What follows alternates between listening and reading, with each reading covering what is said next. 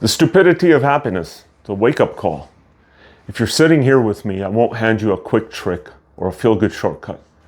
I want to share something that most people don't want to hear. Happiness, the kind we're always chasing, isn't really a goal. It's fleeting, a pattern in your brain that comes and goes. Treating it like a finish line keeps you stuck in distraction, avoidance, and surface-level living. Look around. Our culture sells happiness like a product you can buy. Careers, relationships, even what we scroll through on our phones are designed around it. Social media, ads, self-help books, they all whisper, if you're not feeling good, you're failing. But our brains, they weren't built for constant pleasure.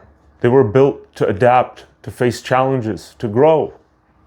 Take dopamine, for example. People talk about it like it's a feel-good chemical. But it's not. It drives desire, motivation, the pursuit of goals, not lasting joy, right? That burst of happiness you feel, it fades, bringing you back to your baseline. And that's how nature designed it. Trying to make happiness permanent is a trap. Think about lottery winners, right? They get the money, millions of dollars, they feel ecstatic for a while, and then life settles back to normal. Same with achievements, wealth, praise. They give short-lived pleasure, but they don't build deep, lasting fulfillment. Humans are wired for challenge, for solving problems, for wrestling with the hard stuff. And happiness wasn't meant to be a permanent state. But treating it as the main goal just makes us avoid life's friction and stunts our growth. Philosophers, right? They knew this long before neuroscience could prove it. Friedrich Nietzsche called chasing comfort the last human sin. And Albert Camus said expecting life to make sense all the time is denial. I'll give you more examples. Soren Kierkegaard, he warned that avoiding despair strips life of its depth. And even Aristotle, when he talked about something called eudaimonia, it was often mistranslated as happiness. He was really talking about flourishing, about living with virtue, meaning, and purpose. None of these philosophers promised comfort. All of them emphasized struggle, courage, and engagement. And today, neuroscience agrees. The prefrontal cortex, your brain's executive center, lets you resist impulses, plan ahead, and pursue bigger goals.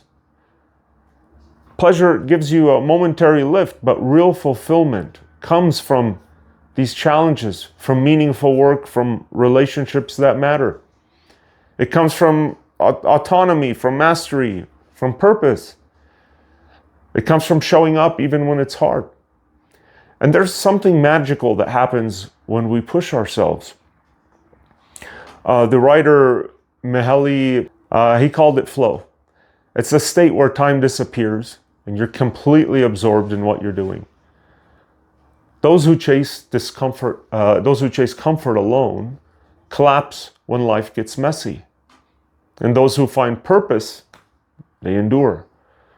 So here's the thing. Anxiety, boredom, frustration, grief, they are not enemies. They are signals. And they tell you that something matters. So this is life's way of saying, pay attention here, right? Avoiding them is like walking around with noise-canceling headphones in a storm. You're going to miss what's real. And when people say, I just want to be happy, they're often trying to numb themselves against life's chaos. Avoiding discomfort, conflict, and responsibility, they want the easy path. But leaning into the difficulty, embracing failure, and laughing at the chaos, that's where vitality lives. Nietzsche called it amor fati. You've probably heard of that. It's loving your fate, even the messy parts. It's not resignation, it's leaning into life, fully awake, fully present. And your brain even rewards this. The prefrontal cortex lights up when you problem solve under challenge. Every obstacle you face strengthens resilience, self-efficacy, and emotional regulation. And overcoming challenges feels far richer than passive pleasure-seeking. Life's difficulties aren't interruptions, they are the raw material for depth, for meaning, and growth. I hope some of these influencers and role models online and famous people that are just leading us blindly on this race to happiness hear stuff like this, right? Happiness is incidental. Only those disconnected from responsibility obsess over it. People fully engaged in creating and building, leading, living, they rarely ask, am I happy? Happiness comes in moments, unpredictably, and trying to chase it as a guide guarantees disappointment. So what can you do? I'd recommend that you stop measuring your life by fleeting moods. Instead, measure it by what you control, create, endure. And ask yourself, am I acting with integrity? Am I facing discomfort to grow?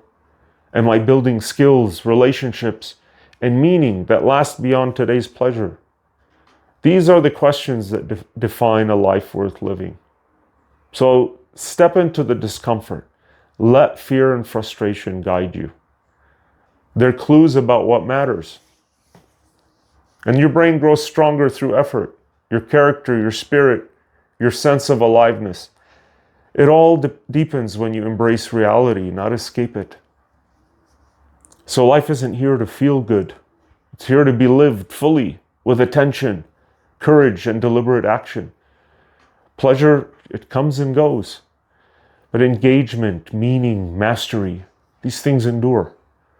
And the chemicals in your brain won't build a fulfilled life.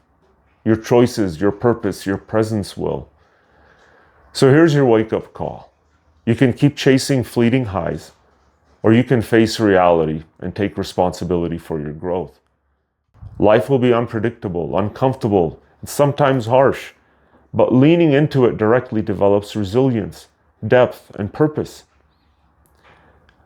Happiness will arrive, unexpectedly, sporadically, but it's never the goal. Conscious action and commitment to truth are.